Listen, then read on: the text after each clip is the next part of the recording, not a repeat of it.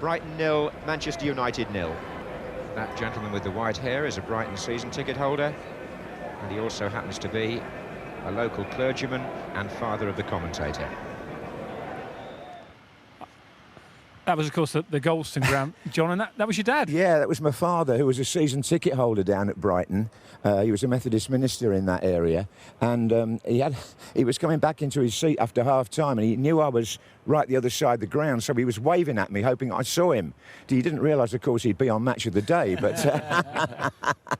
And for these guys as well, I mean, we've all, people watching this programme now, whatever generation they are, Danny, they've grown up listening to this man describing the game that we all love.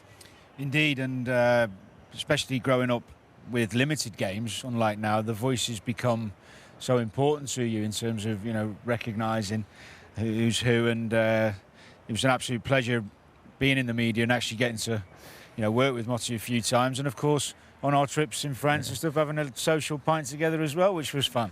But a fantastic achievement what you've done, and all the plaudits are well justified. Thank you. It was 2 pints, by the way, Danny. Oh, was it 2? Yeah. I think that's a really good point that you made, in the sense that the amount of football that we used to get exposed to, when you were commentating, especially growing up, your voice was just there all the time, and it's totally iconic with remembering watching those matches. I remember meeting for the first time in a BBC Sport production meeting, and your phone went off, and it was Elvis Presley's "Suspicious Minds" at the top volume. Oh, I've grown up since then. It's David Bowie now. Oh, right. Okay. What about the game today? Because yes, I know it's lovely to reflect on your past, but you're all about the game that you're doing, and as JP said, you know exactly everything that's going on today. And what do you think about Brighton West Brom? Well, I hope I will. I'm looking forward, if possible, to celebrating or commentating on Brighton's first goal in the Premier League. That would be nice, wouldn't it?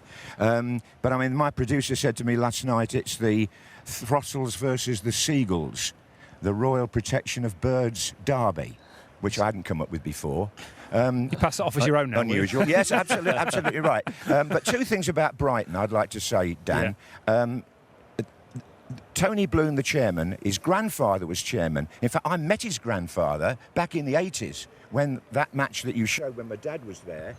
How long ago that must be? Anyway, Tony Bloom, the present chairman, he's really bankrolled this Amex Stadium and the development of the club. And he is surrounded by family and friends. I mean, I went to see them play at Watford. He sat with the fans, Tony, that day, but I met 2 uncles, a brother, a mother. I think his father's still with us. So it's a real family club, Yeah. And I think because of that, then Brighton will, whatever else happens to them in the Premier League, they really will stick together. Now, one quick story. Oh, go on then. In the boardroom... You've got 15 seconds. Right, okay. We've got something special for you, so 15 seconds. I can stick to time.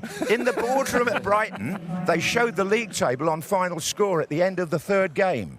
And the bottom 3 clubs had 0 points, and Brighton had 1. And all the directors jumped up and said, "Let's end the season now!"